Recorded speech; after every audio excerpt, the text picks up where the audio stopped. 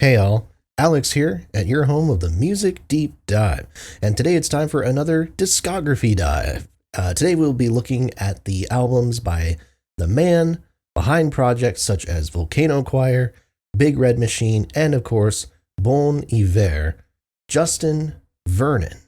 Justin DeArmond Edison Vernon, born the 30th of April 1981 in Eau Claire, Wisconsin. Vernon grew up in a musically inclined household and was heavily exposed to music during his public school days, learning multiple instruments and playing in numerous ensembles during this time. He would become a devotee of folk, blues, and jazz music during this time, and this will become the bedrock of his future musical projects, which actually began even before his high school graduation. After participating in a high school camp for burgeoning jazz musicians, Vernon formed the band Mount Vernon with some of his campmates in the late 90s and self-released a couple of records with them during his late high school years. Vernon went to college at the University of Wisconsin-Eau Claire and continued pursuing music on the side there, and with some of his old Mount Vernon bandmates, he formed an Americana and roots rock group called DeArmond Edison.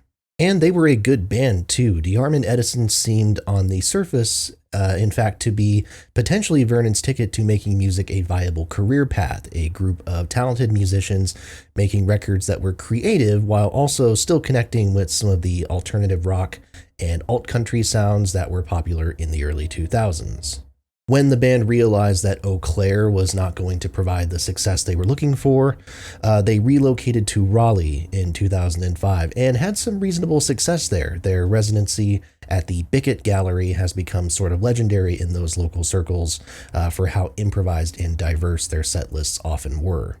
But Vernon and the other bandmates were starting to split apart creatively at this point, Vernon sticking to folk and blues song structures while the others were drifting into more improvised free-form performances. After putting out 2 albums and putting work into a third, the band split apart in 2006. The other members, incidentally, would go on to form the band Megafaun, which has been very successful in the roots rock scene, and 2 of the members of Megafaun, Brad and Phil Cook, are to this day very in demand as Nashville producers, songwriters, and musicians. If you like the Hooray for the Riff Raff and Waxahachie records from 2024, both of which I had on my year-end list, Brad Cook produced both of those. Now, the events of Vernon's life in this period, late 2006, early 2007, have sort of become mythologized. They become the stuff of legend, but it is important to recap them here nonetheless. Around the time of the breakup, Vernon was recovering from a severe bout with mononucleosis that had left him bedridden for several months, which had in turn left him depressed. He'd become addicted to gambling, and in general, he was very unsure about kind of the future and the direction of his life. After recovering, he decided to leave Raleigh for a time and return to Eau Claire in isolation, in the process breaking up with his girlfriend at the time. His destination was ultimately a hunting cabin north of the city that his father owned, and he would spend the next few months holed up in the cabin, hunting deer for food and that sort of thing, and eventually, when he had the motivation, recording demos of some songs that he had originally written in Raleigh. At winter's end, after he headed back to Raleigh, Vernon initially intended to record the songs again. He thought the recordings he made at the cabin were essentially demos, but when multiple people convinced him that the demos themselves were worth releasing, Vernon decided to put it out as is. In June 2007, For Emma Forever Ago was self-released on MySpace under the project name Bon Iver, meaning Good Winter. And chances are you have heard of this record if you clicked on this video, so you can probably guess what happened next. The album exploded in popularity on MySpace, as well as getting publication and publicity from various online music publications, thanks in part to the cutting yet abstract lyricism going on, and Vernon's multi-tracked falsetto vocals, a sort of trick that Vernon had pulled both from kind of older country singers and from some of his favorite R&B singers, such as Prince. Within a year, Bon Iver had signed a record deal with the independent label Jaguar, and the record For Emma had become a truly international sensation.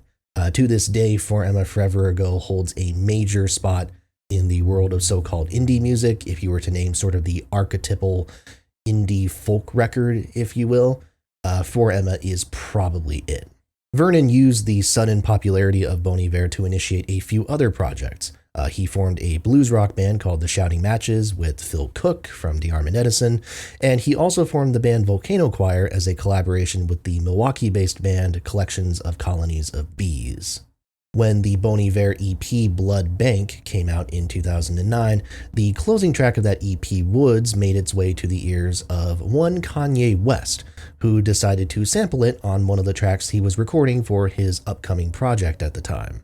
Vernon caught wind of this, he and Kanye got in contact, and Vernon ended up flying out to Hawaii, where Kanye was, to record parts for a few other songs.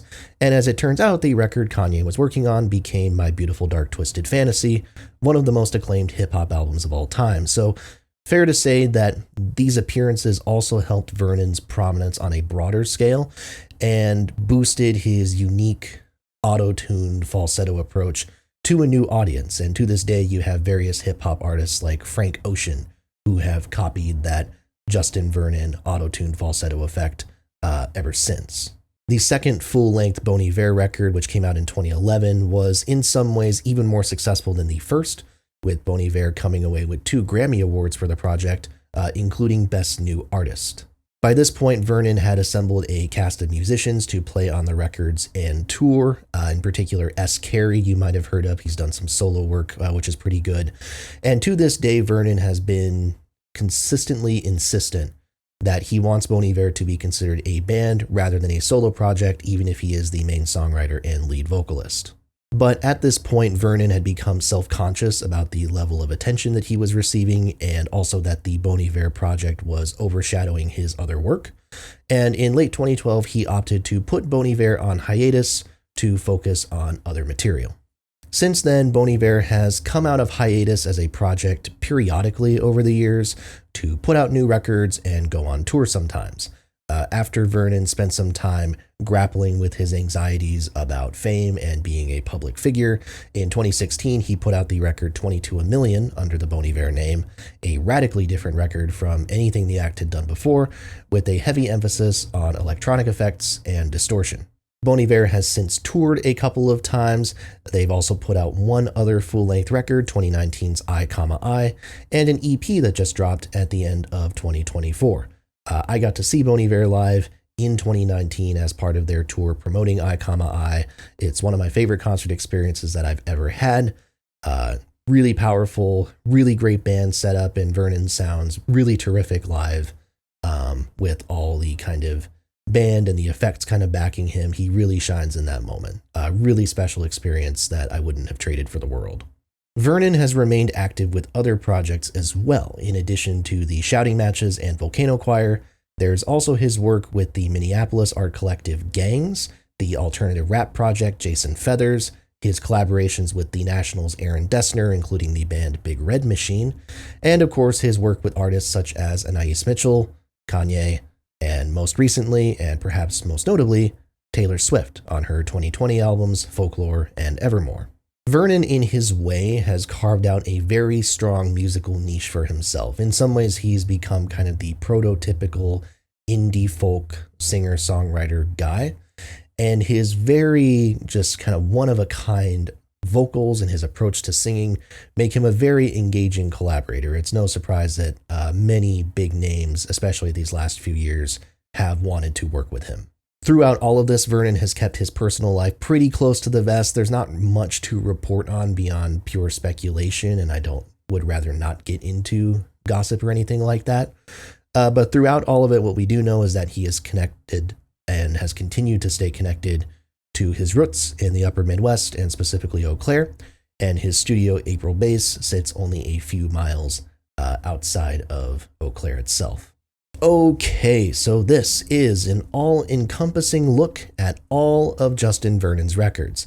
Now, I could have just talked about the 4 Bon Iver studio albums that I'm sure are what most people come to these videos for, but one, I already did that on another channel one time. I did an appearance on a channel called Music Meltdown a couple years ago.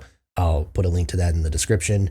And number 2, Vernon has always maintained that Bon Iver is only one side of his art, of his work as a songwriter and as a musician, and I think that in of itself is worth respecting. So in addition to the 4 Bon Iver studio albums, we are also going to be looking at the 2 albums by Mount Vernon, the 3 albums that Vernon released under his own name in the 2000s, the 2 albums by DeArmond Edison, the 2 records by Volcano Choir, 1 album apiece by The Shouting Matches, by Gangs, and by Jason Feathers, and the 2 records by Big Red Machine. Please note that this does not include records where Vernon is a guest star, such as the T-Swift and the Kanye records that I talked about, as well as Anais Mitchell's Hadestown. He does a lot on Hadestown. If you haven't heard it, it's, a very kind of theatrical record that literally inspired a Broadway musical. Vernon has a very central role in this sort of theatrical piece, and it's a really worthwhile listen. It's a really great album, but he's still only really like a guest star, like a featured artist. He's not a central artist who's advertised in the project or a member of a band here, so it does not really qualify for our purposes, but check it out if you haven't. In addition to the 18 records that I just mentioned, I am also including a few EPs in this list. The 2 EPs by Bon Iver, Blood Bank from 2009 and Sable from 2024, are both extremely important releases to talk about if we want to understand Vernon's musical development, and you'll see why when we get to that point on the list, but yeah, I could not exclude them. Additionally, the Shouting Matches put out an EP in 2008 called Mouth Oil. It was self-released at the time, although it did get a wider release in 2013. It's on streaming services, and it's official enough that I think it's fair to count, even if it's a bit of a less essential project. There are, however, 2 EPs that I will not be counting. DeArmond Edison has an unreleased EP from 2006, basically a collection of unreleased material that they put on MySpace right after the band broke up. And I probably could have justified counting it, but I just didn't necessarily think it was essential enough to mention. If you're curious about it, they did put out a box set a couple of years ago called Epic that contains the entire EP. If you're curious, really cool box set, by the way, really cool design and a lot of cool information on the band if you haven't seen it. Additionally, I'm not counting the 2018 self-titled EP by Big Red Machine. The EP is basically like a promotional tool for the full-length record that came out later that year. All the songs on the EP are on the full-length record. There's just no point in me talking about it here. And last, but not necessarily least, I will mention the one proper live record that can be attributed to Vernon, 2009's A Decade with Duke, which is a collaboration with his old Eau Claire Memorial High School jazz ensemble. This one's fun for what it is. I don't think that jazz is Vernon's strong suit necessarily. I don't think he's a natural fit for it here. And when you get to songs like Lady is a Tramp on here, he is very clearly just kind of trying to do a Sinatra impression, trying to mock his phrasing, and doesn't really pull it off. But the softer numbers on here where he's kind of using his falsetto in interesting ways are nice. And I do like the arrangements of Lump Sum and For Emma on here. Not essential by any means, it's for completists only, but I think those completists will enjoy it. All right, but that leaves us with 21 records and EPs to talk about here. So let's dive on in. Okay, so I need to start this with a preamble. I do my best to be very positive in these videos and really try to give records the benefit of the doubt. So I haven't had too many albums that I've really been negative on so far in this channel. And as you'll see, like, I'm extremely positive about Bon Iver because Vernon and Bon Iver as a project are 2 of my favorite artists and projects of all time. But there's no mincing words. Number 21 on this list is the worst record that I have reviewed on the channel so far, and I cannot really defend it in much of any way. I think it's terrible. And that is the one project by Jason Feathers, 2014's De Oro. So as I said, this is kind of an alternative experimental hip-hop project. This consists of Vernon, it consists of S. Carey from Bon Iver, it consists of Ryan Olsen. If you're not familiar with him, Minneapolis-based producer. He, for one thing, helped produce Lizzo's debut record, and he's also the person behind the art rock collective Gangs, which we'll talk about. So those 3 are kind of the background. And then there's also the Minnesota-based rapper Astronautilus, I assume is how you pronounce it, and he's kind of fronting this whole deal. I really like experimental hip-hop. I love Death Grips, one of my favorite hip-hop acts of all time. I think they are super excellent, super fantastic. I don't have a problem with that genre one bit. This record is an absolute sack of shit.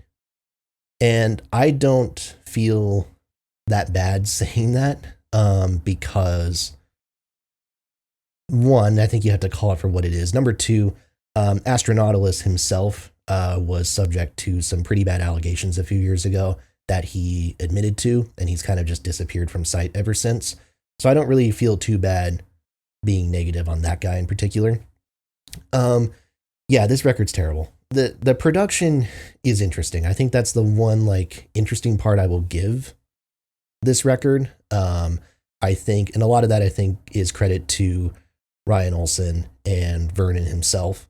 I like the kind of bluesier influences and the guitars that kind of back this whole deal up. I think it is a little bit unique to hip hop production, so I guess I'll give it that. But the whole thing is completely ruined by the rapping itself. Astronautilus is very white, and that's not a bad thing. Eminem exists, that's fine. But what he does here is on every single song, and I'm not exaggerating, every single song he will pitch shift his vocals kind of all over the place. And a lot of times he's pitch shifting it down. And it just completely takes you out of everything, especially when you get the sense in some of these tracks that he's shifting his vocals down to try to take on the airs of like a black man, especially when he starts kind of putting on like addiction. It kind of sounds like oral blackface a little bit, and it's really uncomfortable at times. And the lyricism here doesn't really back it up for me. For the most part, it's just kind of like welt porn with these occasional bends into spirituality that just don't really feel convincing or sincere. I don't know. I have a hard time with this project.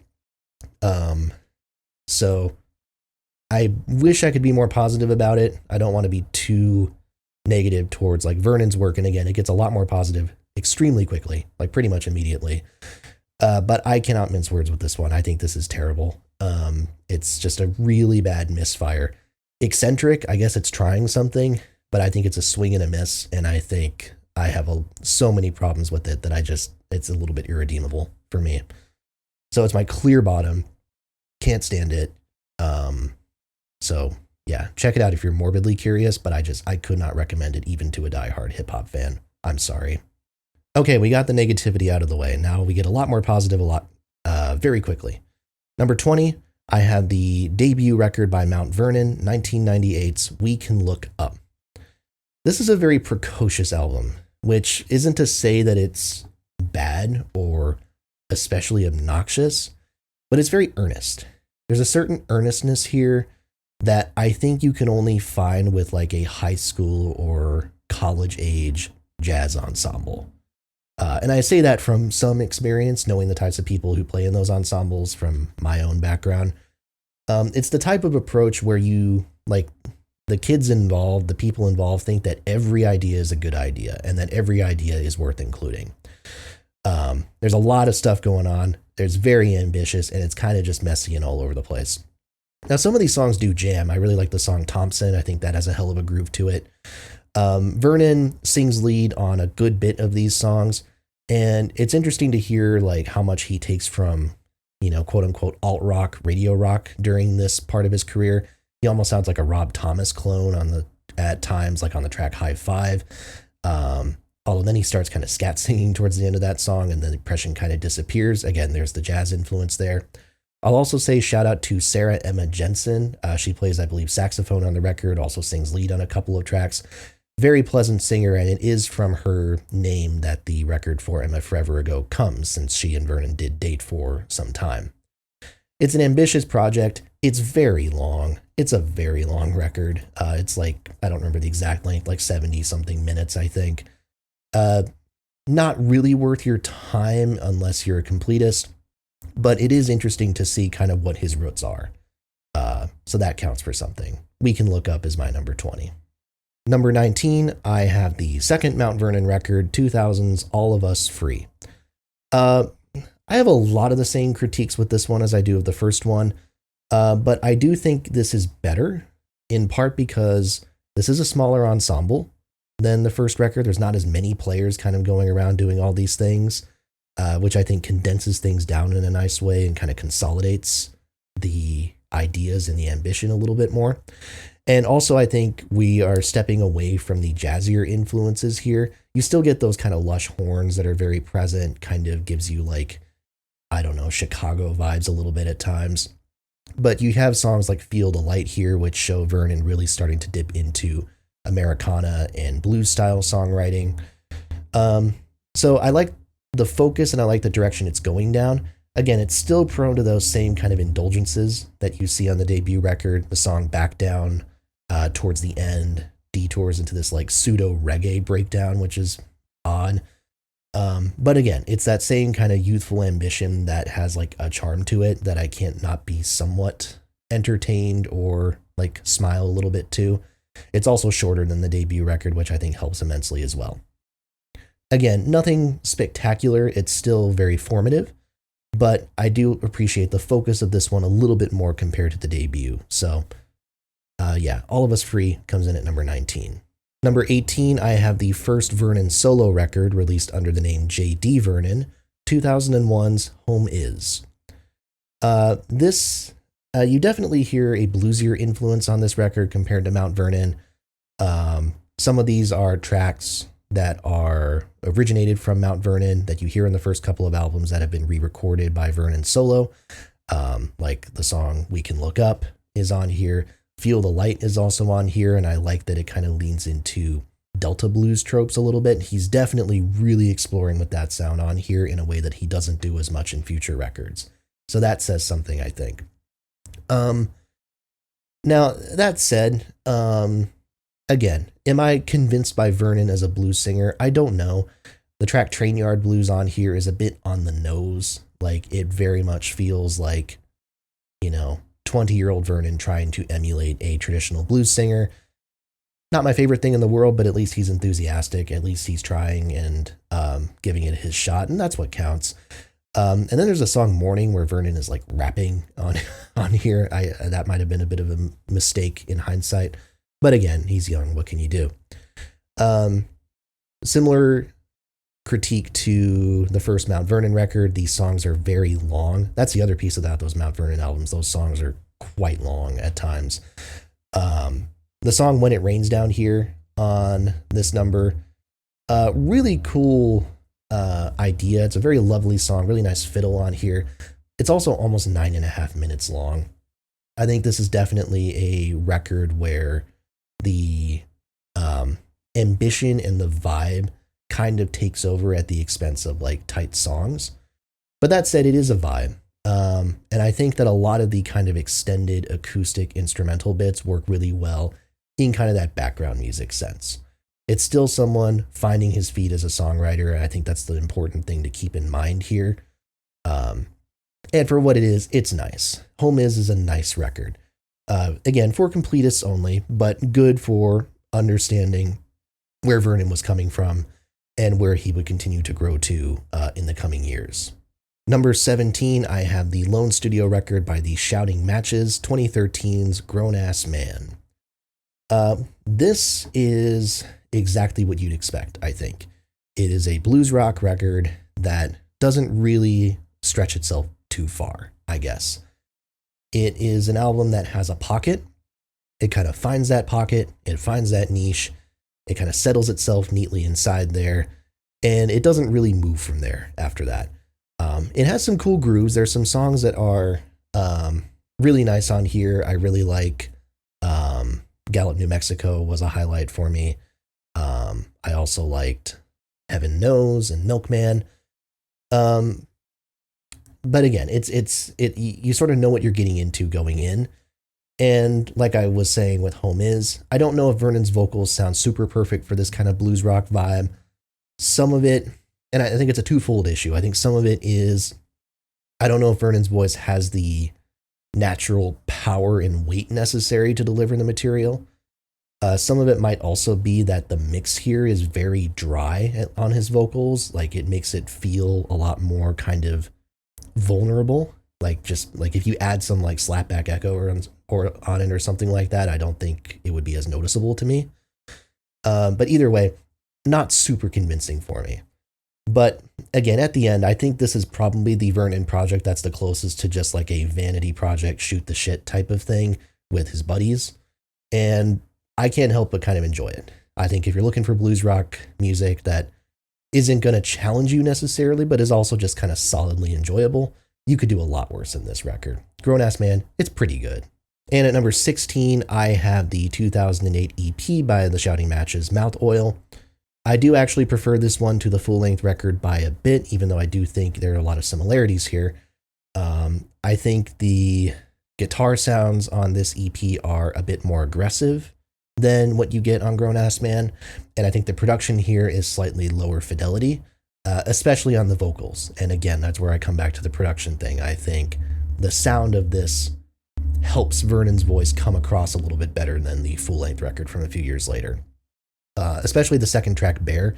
I think that's probably my favorite on the EP. I think that one just has a really cool vibe to it.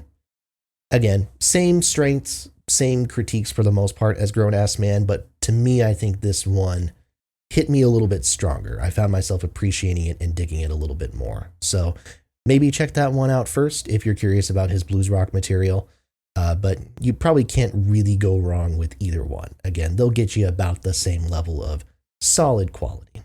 Number 15, I have the final record that Vernon released under his own name, 2006's Hazeltons.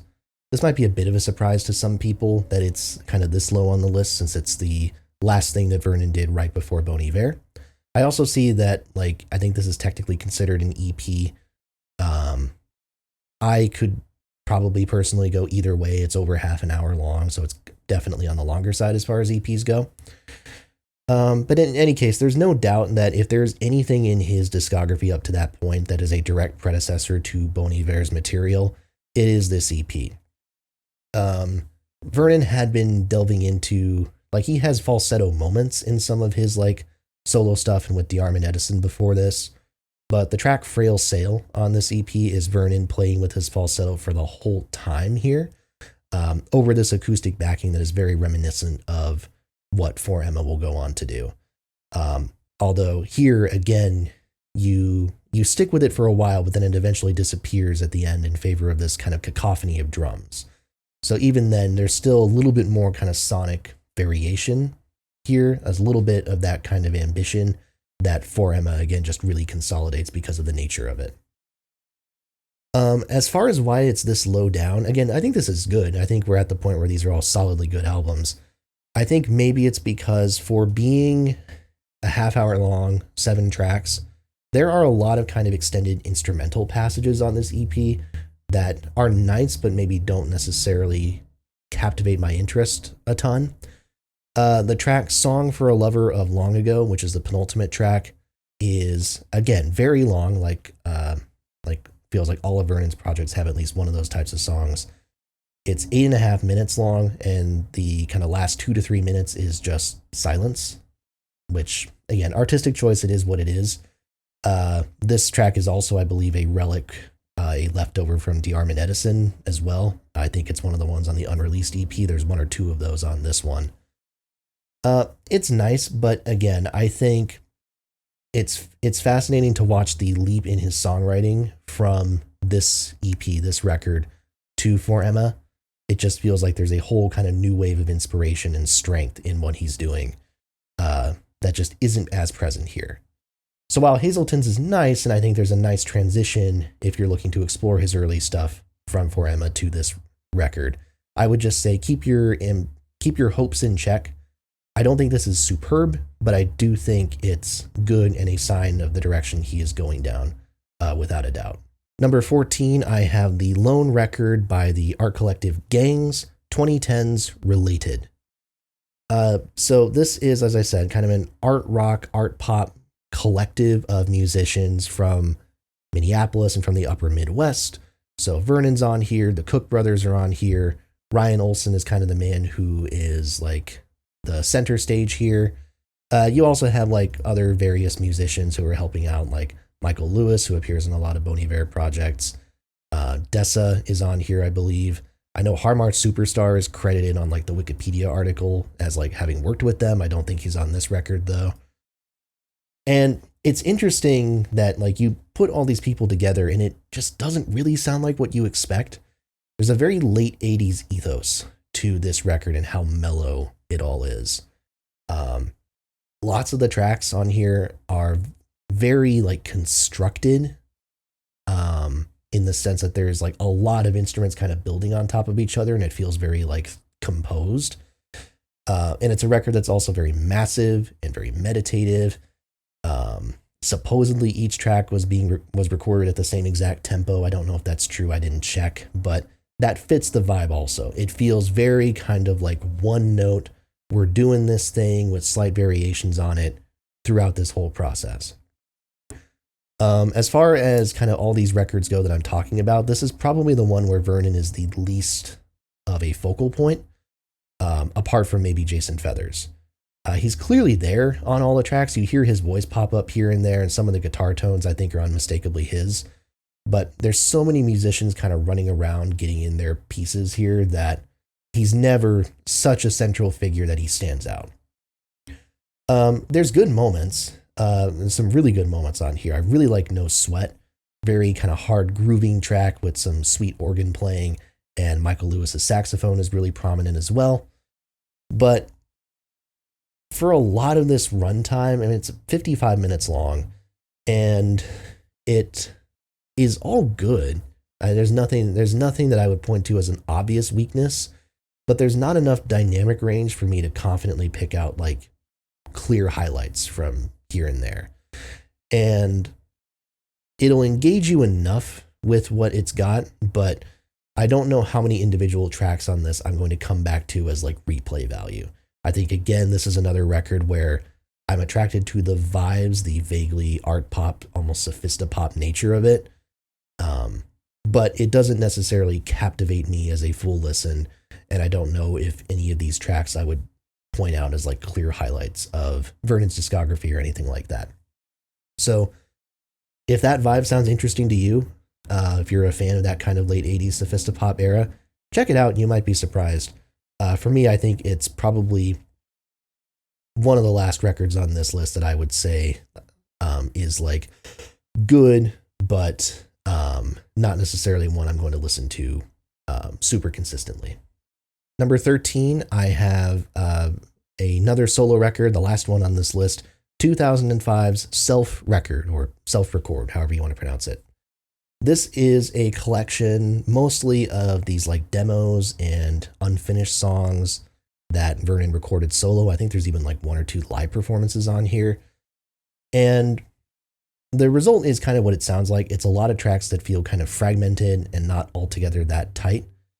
It's also extremely long. I think it is the longest record that Vernon has put out, if I'm not mistaken, 86 minutes. And, you know, that's effectively like 2 CDs worth of material. Like you can't fit that all in one CD. So there's a lot going on. But the key to this record, and the reason why I actually do like it a decent bit, is I think the ideas on here at oftentimes are really great, and I really like them.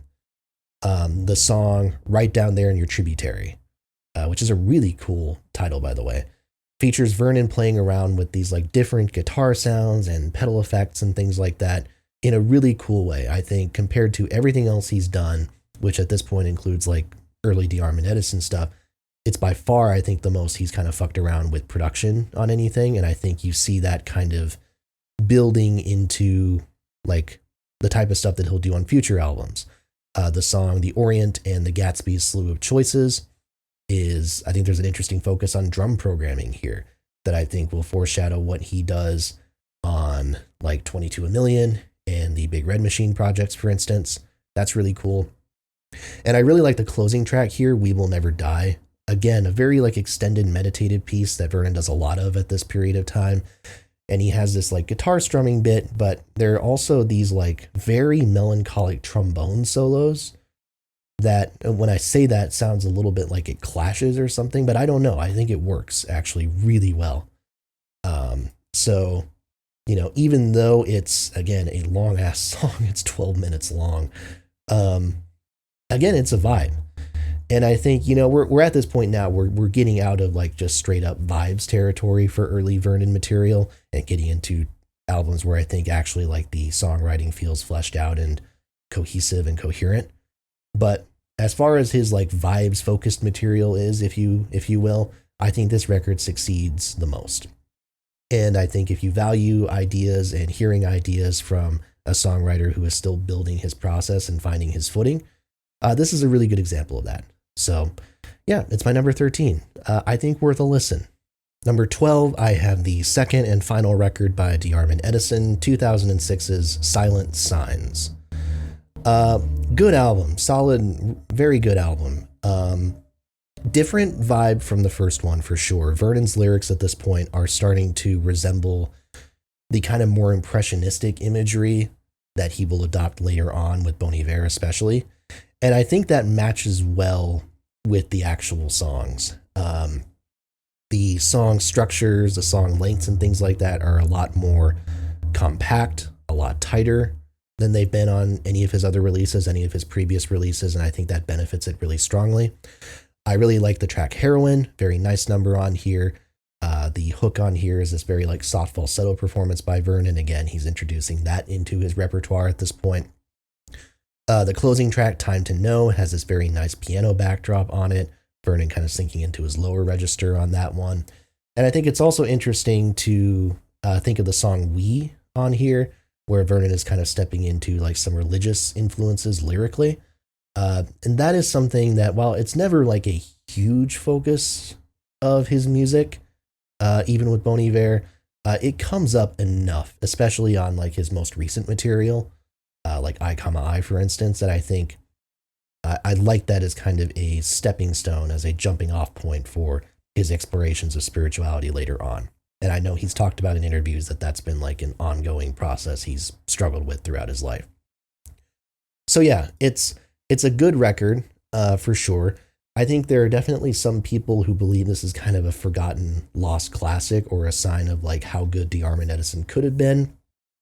I could go here. I could go either way on that. I think it is good. I'm not necessarily in love with it as much, and I do prefer the first record a little bit, but it's still solid. It's still like the songwriting is still, I think, getting really sharp at this point. And yeah, it's worth your time. Silent Signs, number 12. Check it out. Number 11, I have the debut record by Volcano Choir, 2009's Unmap. So out of all the albums, for context, I've heard all of these records before going into this. I heard all of Vernon's stuff for another video I did for a different defunct channel a number of years ago. And I remember not liking this one when I first heard it, but this one is probably the record out of all of these that has grown on me the most. I found myself actually quite enjoying it this time around. I really like, so this is, again, Vernon's project with collections of colonies of bees, which, you know, they have more of a background in like the post-rock side of things, and which is very obvious here. There's a lot of usage of drones on this record and kind of glitched out production, which I think some of that might be Vernon kind of experimenting with that. Again, he'll evolve in that side of things a lot more later on. So compared to everything else he's doing at this time, this is a very unique timbre. Tracks like Islands feel like somewhat attached to his other work, like you can kind of get a blood bank type of vibe from it. But then you have stuff like Dote, which is entirely ambient with these very like washed out guitar tones throughout the whole thing and these like wordless vocals going around. The song Imbira in the Morass has some really cool percussion, which shouldn't surprise you if you know the title and you know what an Imbira is. I think that's a really cool vibe. And then the song Still on here is really interesting. It's a sort of a remix, a repurposing of the Bon Iver track Woods, but with the vocals as this sort of like window dressing over this kind of thumping, like overwhelming post-rock instrumental track. It's really cool. I really like what they do here. I'm not going to say I prefer this to what Kanye does with it on Lost in the World necessarily, but I do think this track is more dependent on the sample of Woods than Lost in the World is. And I think Lost in the World transforms that sample into something different, but I think still sort of evolves it into like a final form, if you will. I think it's really cool. So yeah, unique project, really interesting. And I think connected very directly to some of the more experimental stuff that Vernon will do later on. And for that reason, I would strongly recommend it. If you're maybe into the more glitched out, weird electronica focused part of Vernon's catalog, I think Unmap is worth your time. Number 11, grew on me a lot. Check it out. Number 10, we're in the top 10 here, and I have the self-titled debut record by DeArmond Edison from 2004.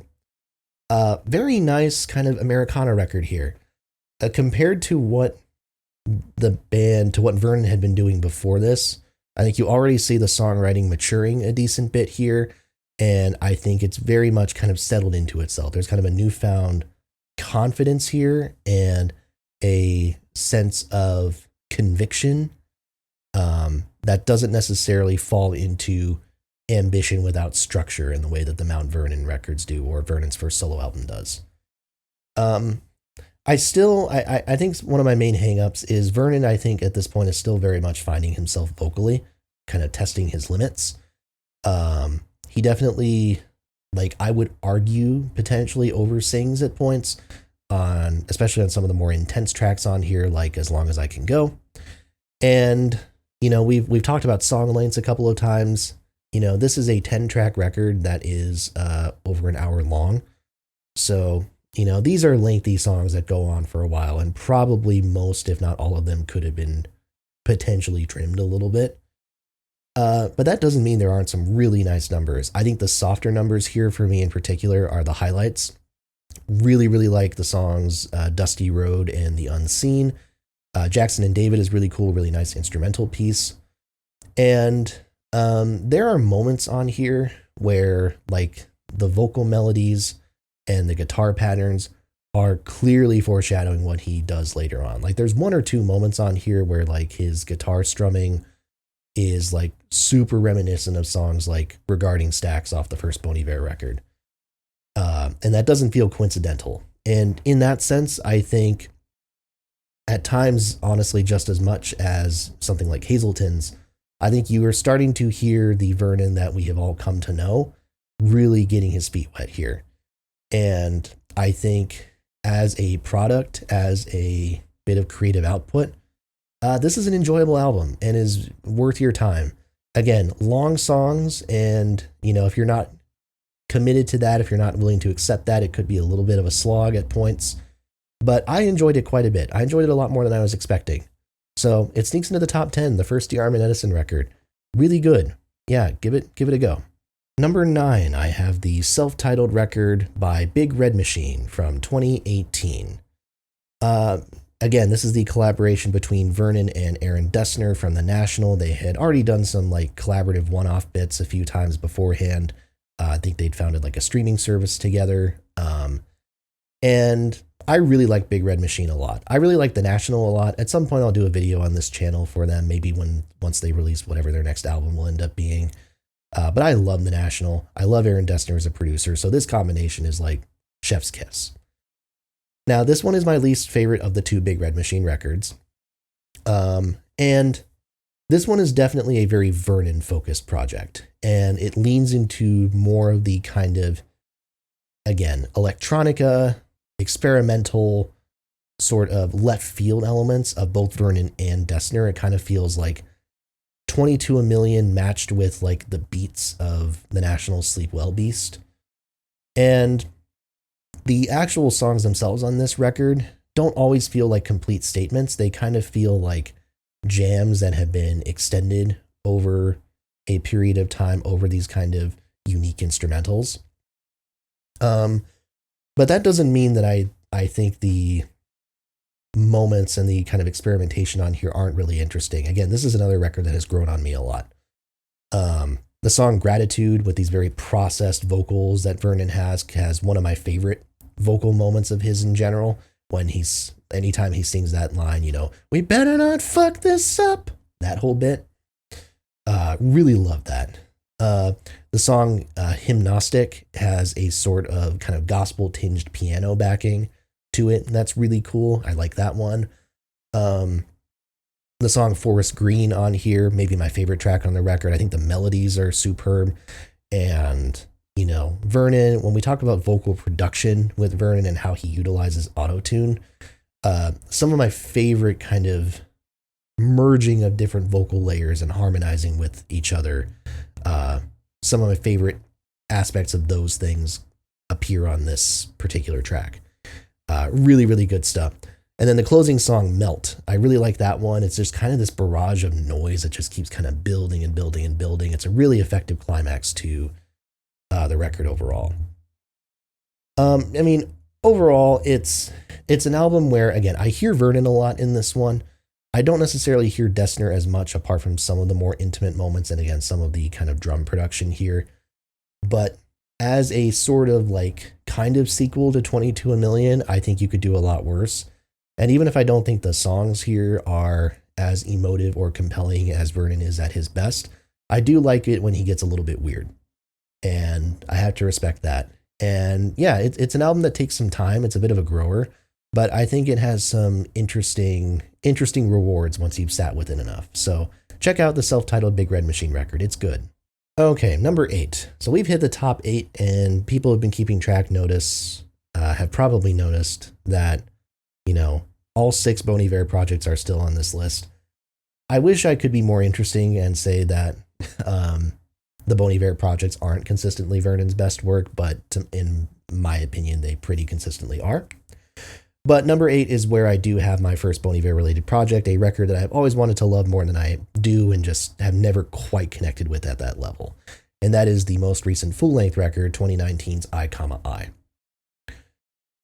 In some ways, this kind of sounds like a spiritual successor to what Volcano Choir was doing at the end. This is very much a band-focused record, which again is the intent here, I think. Compared to Volcano Choir, I think there's a stronger focus on Vernon's vocals compared to the instrumental palettes. And here, as I was kind of mentioning earlier, I think there's this renewed focus on spirituality that I think is interesting. This is, I've heard people like associate different Bon Iver records with like different seasons of the year, and this is supposed to represent like spring or something like that, or this is supposed to represent summer. There's some sort of optimistic tone to this that a lot of his other projects don't have. And in saying that, I feel terrible saying that this is my least favorite Bon Iver project, but I've just never quite connected with the sonic palette that he's going for here. It's very like warm and spiritual. There's a lot more kind of diversity in like vocals here. It's not as Vernon centric. A lot of other kind of people are jumping in to add backing vocals and even lead vocals at points on songs like You Man Like, which features a very prominent piano part from Bruce Hornsby, which is really cool. But yeah, it's definitely the most democratic seeming Bon Iver record. And I am personally more drawn to when Vernon kind of reveals himself and centers himself. But that's not to say there isn't some great material on here. I love the meter changes in the track We. The vocals in the song Holy Fields are some of his rangiest to date. It's one of his best vocal performances in general. The track Gelmore, I think that's how you say it. I know some people like really didn't like that track upon release. I actually have grown to like it quite a bit. Again, it's another kind of more experimental electronic bit. The song Faith is a highlight. I think, again, the connection to Vernon, reflecting with his own faith and stuff like that, and reassessing it in, kind of his later years, I think, or in the more recent part of his life, I should say. I think that's very interesting. The highlight to me here is Hey Ma. Phenomenal song. One of the best choruses he's ever written. Super moving, super powerful. And even though, again, these are abstract lyrics, I think it still feels very personal and the sentiment feels very intimate. And I can tell you from having seen Vernon live and seeing him perform this song, it's emotional. It hits hard. It makes you a little bit weepy. So, I don't know. There's a lot to be impressed about, but I find myself more impressed by this record than I connect to it intimately. And, we're getting to the point where like the top 5 or 6 of these records are like all-time favorites for me. So, it's tight competition. I, I is really good. I would check it out and continue coming back to it like I have, and it'll probably continue to grow on you more and more. And I just hope it continues to for me as well, because I think there's a lot to like, and I hope that I like it more over time. Number 7, I have the second and presumably final Volcano Choir record, 2013's Repave. I don't think they've ever said that they're like done, but they haven't put out any music since 2013, so they're probably not coming back anytime soon, I would imagine. Compared to the debut Volcano Choir record, this one is a lot more song-oriented. And a lot of people talk about how this is the most Bon Iver sounding record of the bunch here, which I do agree with. It certainly has connections to the self-titled Bon Iver record sonically, but I still do think it kind of meanders more than your average Bon Iver record, and I don't say that in a bad way. I think it adds an interesting flair, an interesting character to this thing. Vernon has kind of talked about this being more of a band record than anything, a lot more collaborative than the first record was. And I do agree with him. I think that the other members here are able to add enough interesting ideas to the instrumental backings, thinking about like the samples on tracks like Almanac, that they really do feel like Vernon collaborations rather than Vernon pen material. Like it feels like stuff where Vernon had input on the instrumental ideas perhaps, but for the most part, like he's there as a producer and he's there as the vocalist. And I think that approach is interesting. Now, that said, you still have some songs on here, like the track Keel, that feel like bridges between Vernon's Bon Iver work in the early part of his decade and then his work in the latter part as well. They feel like kind of bridges that are necessary. Again, this record came out not too long after Bon Iver announced they were going on hiatus, so I think a lot of people responded well to the sound of this album and the fact that it was connected more to Bon Iver. It felt like they were getting more of the band that they thought might be done for good. And yeah, it's a great album, a really great album, and worth checking out.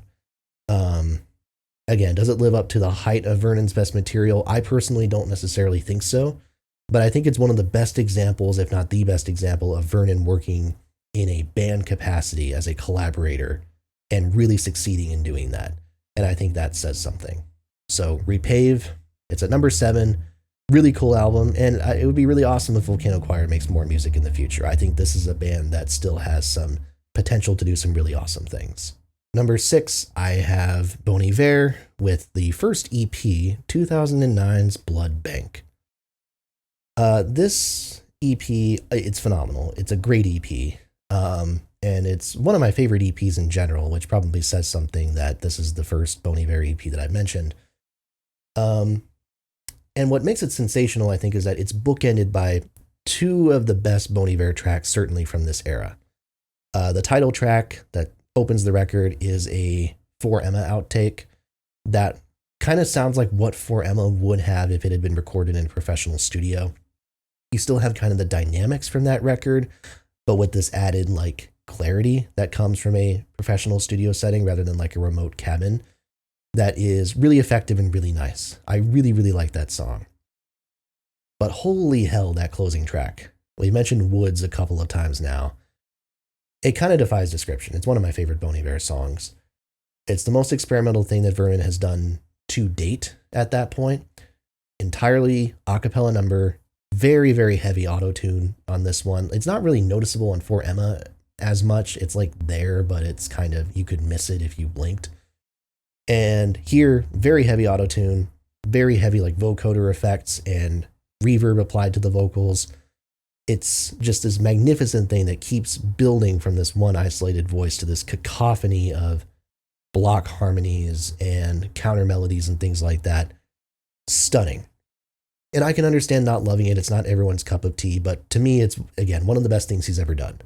One of the most emotionally affecting things he's ever done. And possibly his just best vocal performance. Again, one of his rangiest, and just so superbly captures that feeling of isolation, of being alone in a remote area, either physically and literally or metaphorically and mentally. Compared to those 2 tracks, the middle 2 tracks are like a little bit, like not of a disappointment, but they really can't help. They can't really hope to compare with everything else. Beach Baby kind of sounds like a Flume rewrite in Waltz Time, although I do like the guitar solo on it. And the song Babies has some really beautiful piano strikes and guitar strums that sync with each other in a really affecting way. They're both still good songs and quite strong in their own right. They just tend to be overshadowed by the opener and closer. So Blood Bank, I think, is a very natural step forward from what Vernon was doing on For Emma. And even if I think the quality is a little bit kind of different from top to bottom, it's still really good. It's still well worth seeking out, especially, again, if you really love the first album like I do. Number 5, I have the last non-Bon Iver project, Big Red Machine, with their most recent record, 2021's How Long Do You Think It's Gonna Last? I have sat with this record a lot over the last 6 months. This album has become one of the most spun albums of my last few months. And the thing is, if I were to evaluate it objectively, it's not objectively a remarkable album. But what it is it speaks to me, and it speaks to a sound that I love. And that is, this generation, indie folk, rock type of vibe, spearheaded by Justin Vernon and Aaron Dessner. We talked about the self-titled Big Red Machine record being Vernon's kind of centerpiece, and Dessner's not really as present here. Well, Dessner's all over this damn thing, to the point where he's actually singing on a few of the tracks, which, he doesn't really do in the National. And, his singing voice, I would say if you hear, an interview of Aaron Dessner and you hear him speaking, his singing voice sounds exactly like you'd expect it to. Not objectively remarkable, but it's pleasant in its way. And for songs like The Ghost of Cincinnati, which is this very, Elliott Smith-like double-tracked vocals and acoustic guitar thing, clashes sonically with everything else. It kind of sounds like a demo, but I still really like it. And then on the penultimate track, Brycey, which is a tribute to Aaron's twin brother, Bryce, very moving and just works perfectly for this kind of vibe. So I really like that. This is, again, Dessner's piano work is all over this record, on almost every single song. There's a very prominent, intimate, relatively basic piano riff that keeps everything together. But again, part of what I love about Dessner's piano work is how sparse it is, and yet how much of a motif he's able to build from these little, figures that only contain 3 to 4 keys on the keyboard. So cool, so well done. Love the chord progressions. And this is a very collaborative record as well. There's a ton of guest stars on here. The big one, of course, is Taylor Swift. Vernon and Dessner worked with Taylor the previous year on her Folklore and Evermore records. And one of the tracks here is a clear Evermore outtake, Renegade could easily have been on Evermore. And it works really well, and Taylor does a great lead vocal on here. But I really like Birch, where Vernon takes the lead and Taylor's doing this high harmony bit in the choruses. I really like when she kind of steps back and does that, because it shows a side of her that we don't normally see.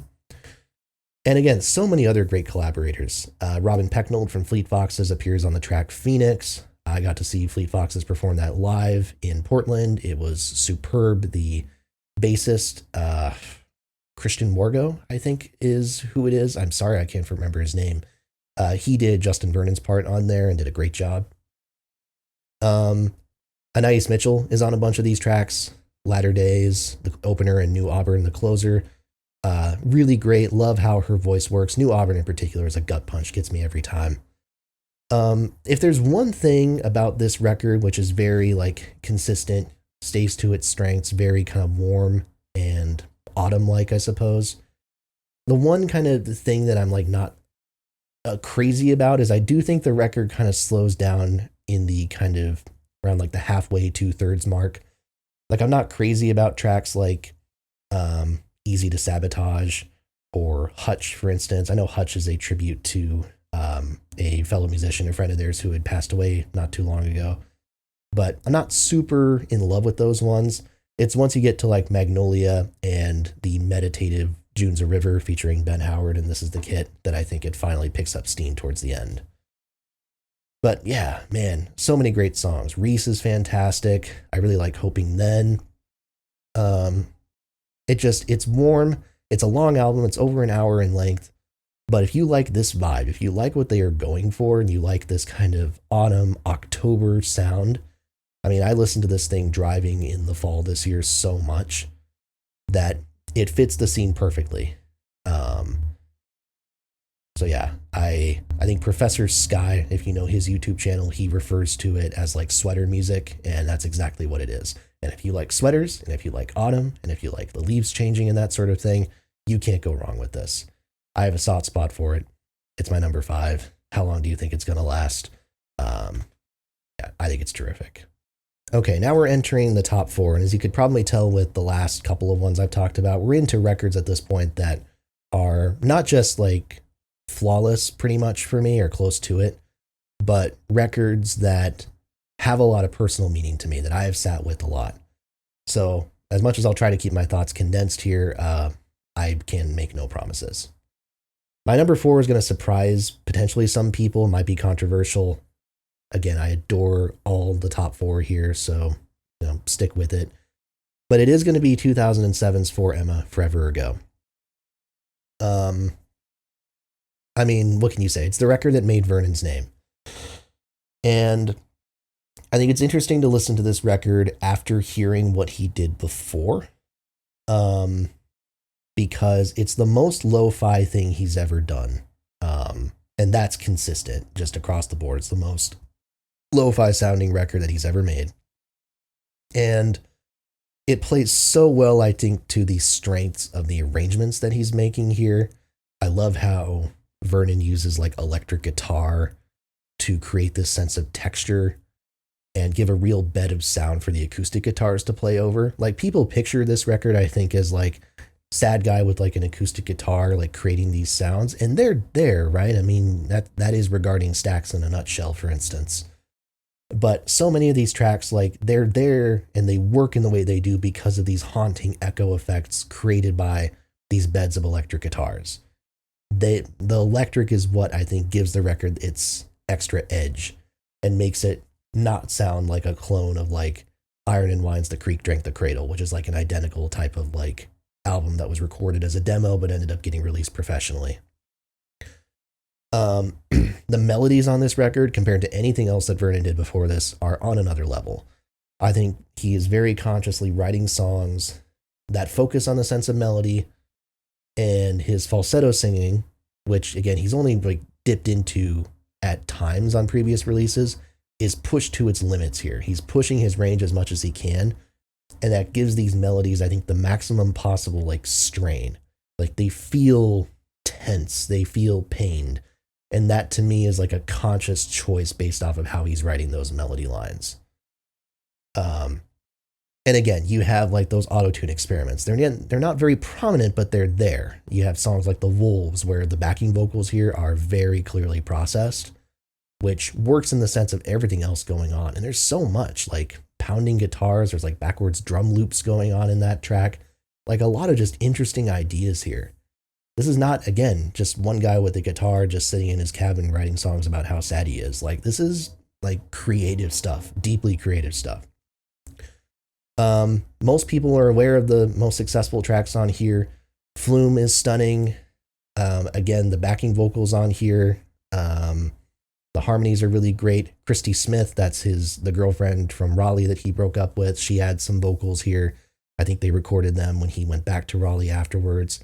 That's very tender and hard to listen to when you know the context. Skinny Love, everyone knows that song, in part because of probably the Birdie cover. But yeah, I mean, very pained, like one of the best examples of his falsetto and his chest voice kind of balancing each other out. Blindsided, great. For Emma, the brass arrangement on there, which I think was like the last thing he added to the record, is terrific. The closer regarding Stax is, again, it's a sort of optimistic end to the record. I think it's supposed to be a little bit hopeful, and like it's a sense of like moving on, and I think that is perfect, but I'm not going to pretend like it still isn't kind of a gut punch. But in some ways my favorite track might be Lump Sum, just because the vocal production on there is just out of this world. The harmonies at the beginning, this very like choral, like cathedral like vibe, and then the shrieking falsettos in the choruses, just the guitar sounds. Oh my god, there's so much reverb here. It's reverb porn for those people who are interested in that sort of thing, or who are into that sort of thing. Oh man, I love this album so much. And I think why it only comes in at number 4 on this list right now is just specifically because other ones have impacted me and are clicking with me a little bit more in this moment. But this is a record that has gotten me through some tough shit in my time, and I'm sure it will continue to do so for a long time to come. But it's worth all the praise, all the accolades, and the applause that it's given. For I'm a Forever Ago, it's flawless. Check it out. Number 3, I have 2011's Bon Iver, Bon Iver. You know, I think the entire time that I've been into Bon Iver, which is like close to a decade now, I have never had this record above For Emma Forever Ago in any rankings that I've had. I've always liked For Emma more.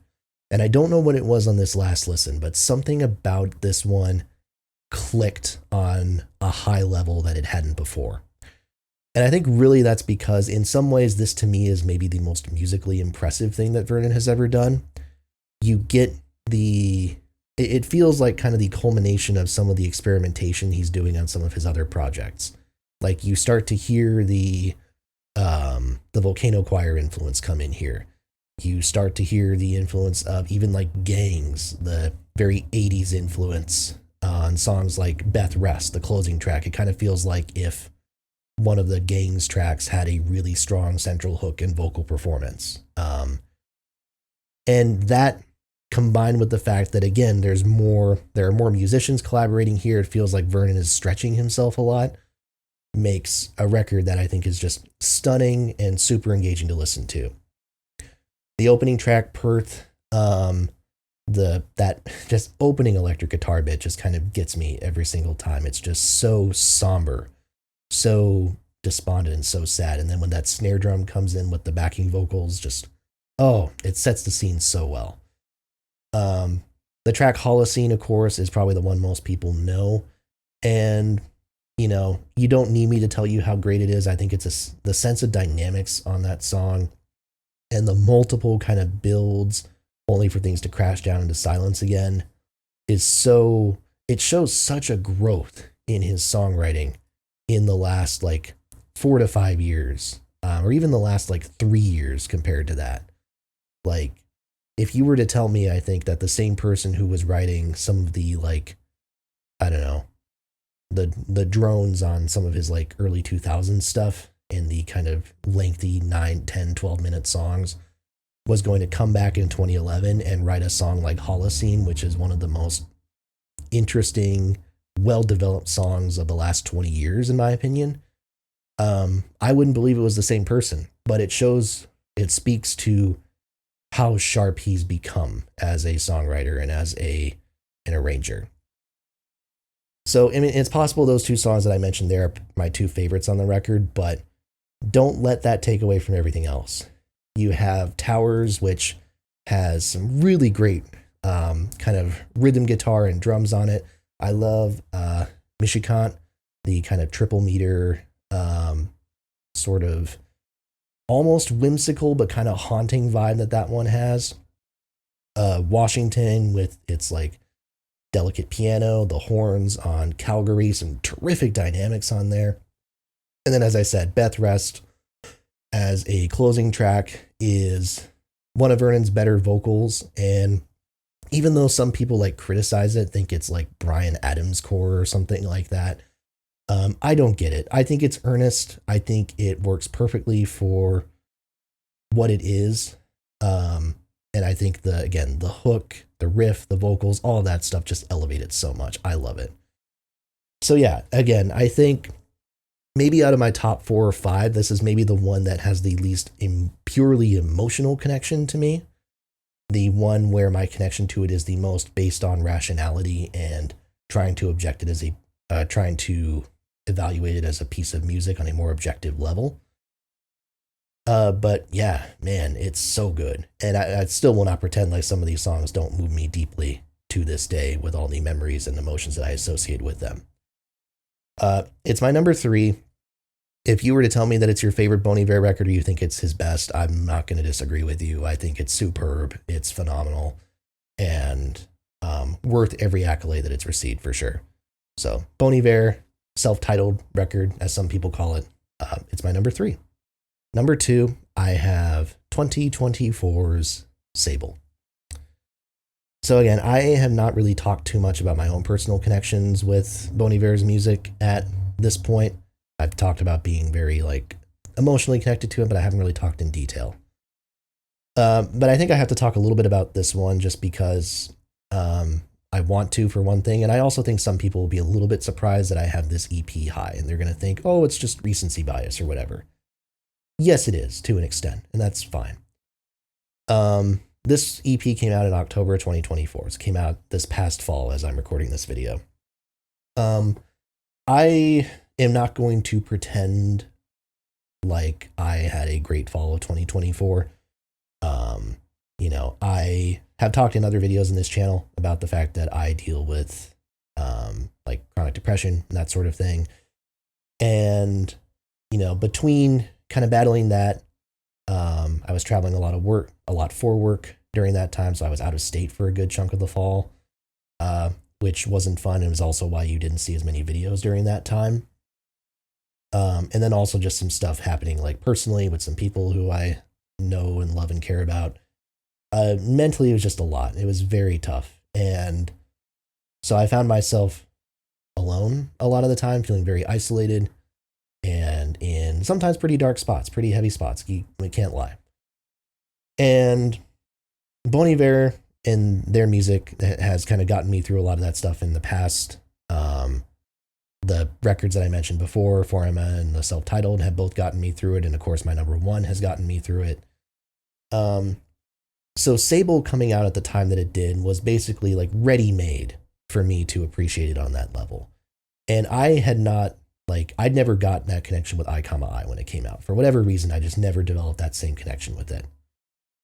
So Sable comes out, and it's a 3-song EP. There's one intro track that's like 10 seconds long. It's literally an introduction to it. And it was the release that I needed in that moment. I mentioned in my best albums of 2024 video that I had not even talked about the release that meant the most to me, that I listened to the most in 2024. Well, here it is. It's this one. Vernon on this EP, to me, I think it's as exposed a look into Vernon's psyche as we've ever gotten.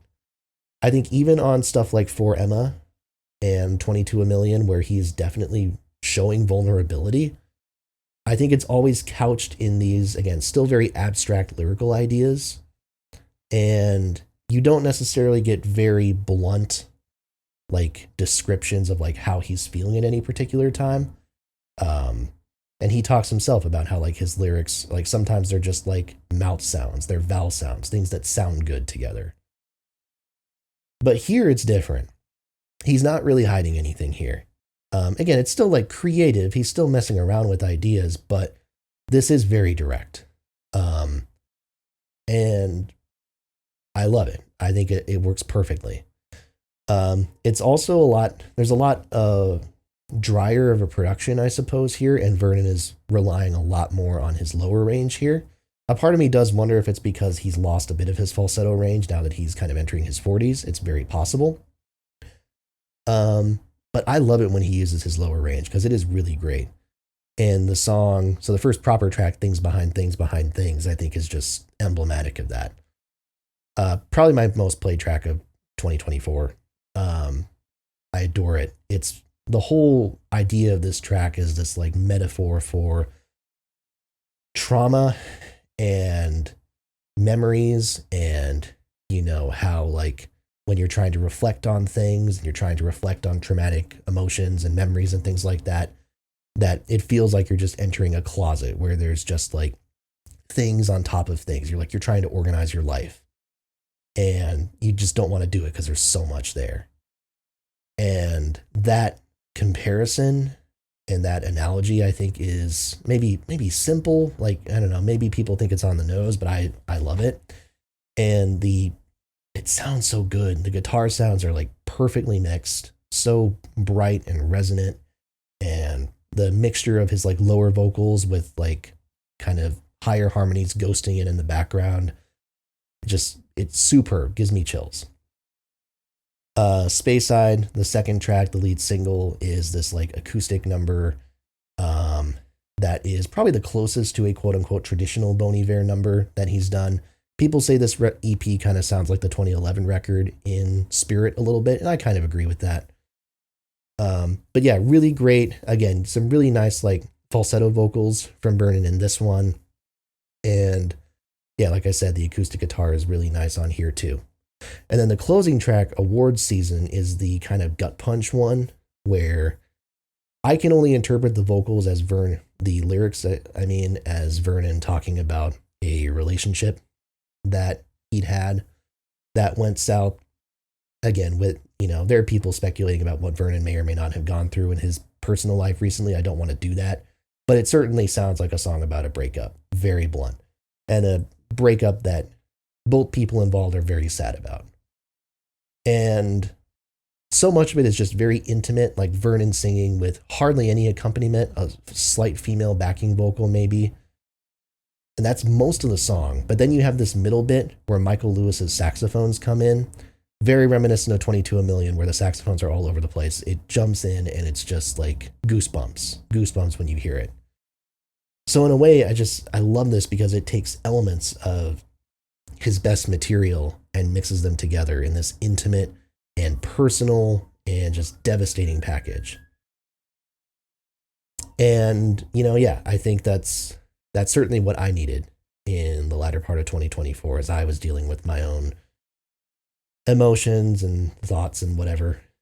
And it's a reminder that no matter what people think, and people really like this thing. Even Anthony Fantano, not a huge Bon Iver fan by his own admission, said it was one of his favorite EPs of last year, that he was really moved by the songs.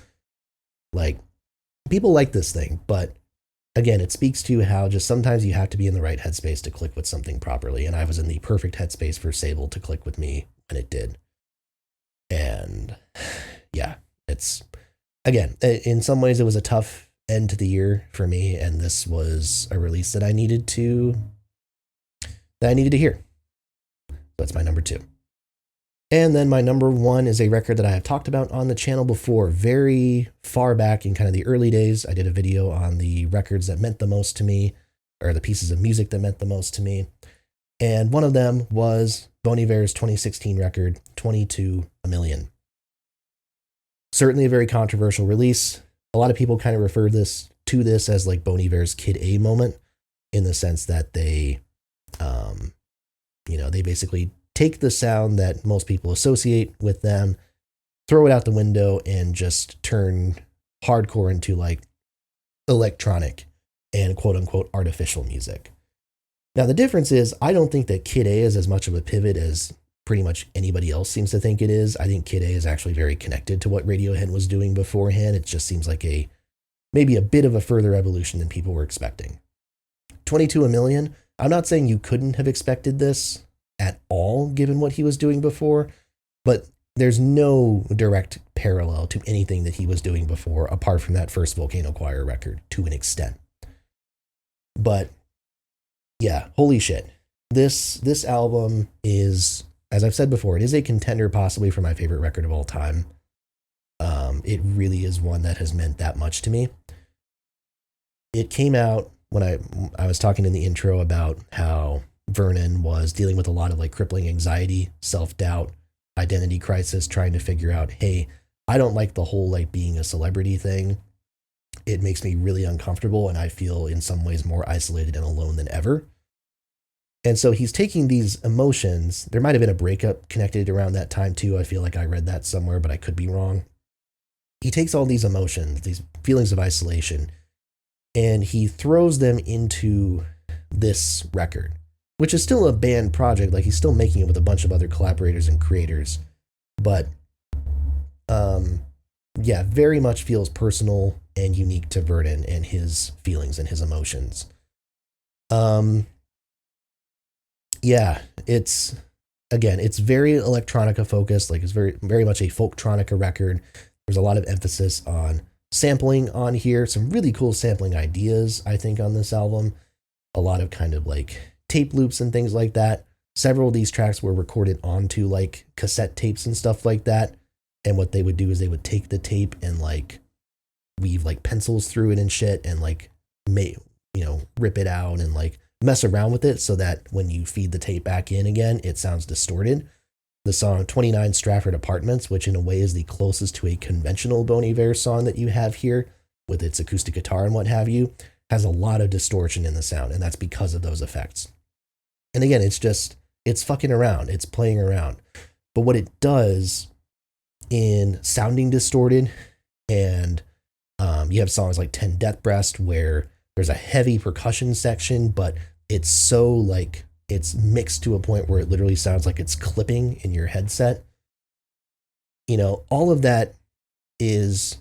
these are decisions that critics and a lot of people who listen to this record have kind of associated with being quote unquote amateurish, like, oh, they did a bad job mixing the record. No, they didn't. That's the whole point. This thing is distorted.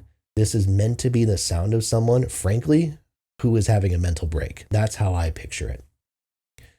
This is meant to be the sound of someone who is having kind of an identity crisis. And so between the distorted production, the use of like chipmunked vocals on songs like 22 Oversoon and 33 God, the heavy vocoder effects on 715 Creeks or 715 Creeks, 715 because that's an area code in Eau Claire area, which that's one of the most emotional songs on the record. I know there's a clip of Vernon performing in Duluth, Minnesota, and he like starts sobbing while he's playing the song. It's hard to watch, but it's powerful. Just all these senses of like trying to disguise one's identity and not knowing what one's identity is. And yeah, it's just, it fits that vibe perfectly. You have songs like 666, where again, you have those same distortions and same effects. You also have those really heavy drums that are really powerful. And again, it all serves to fit this theme, and it all is so creative and left field and not like anything you would really expect from Vernon or Bon Iver at this point. But the thing is, it's interesting that there's so much emphasis on distortion in that early part of the record, and so much emphasis on like these kind of chipmunked, pitch shifted vocals and Vernon's falsetto here.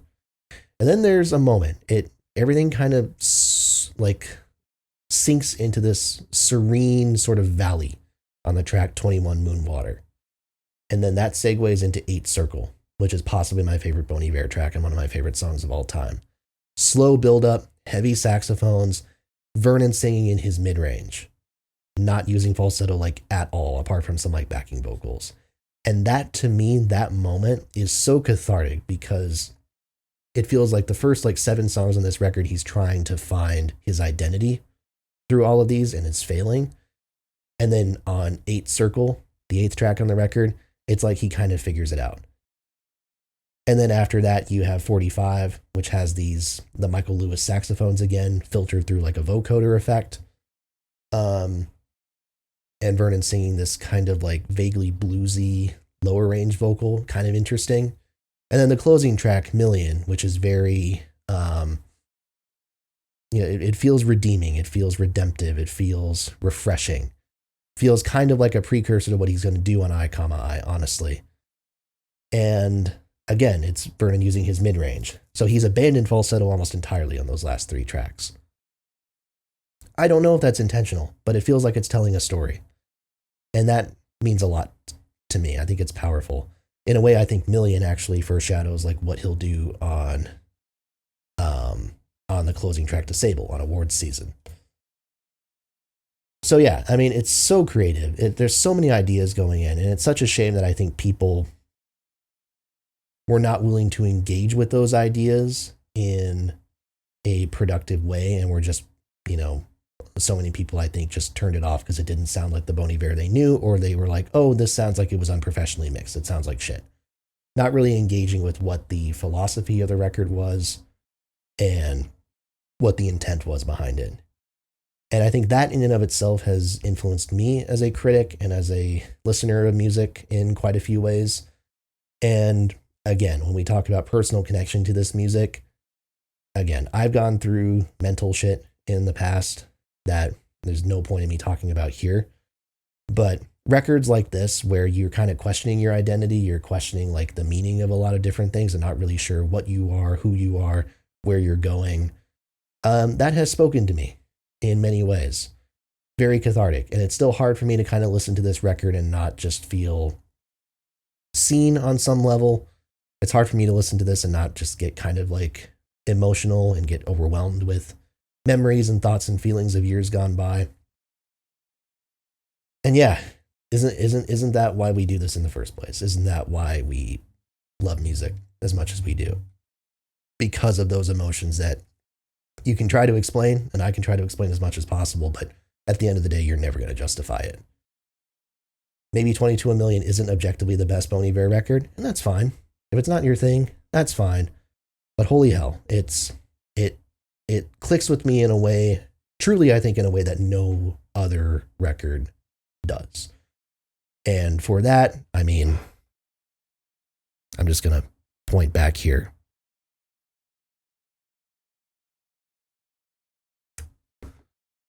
That's why it goes on the wall.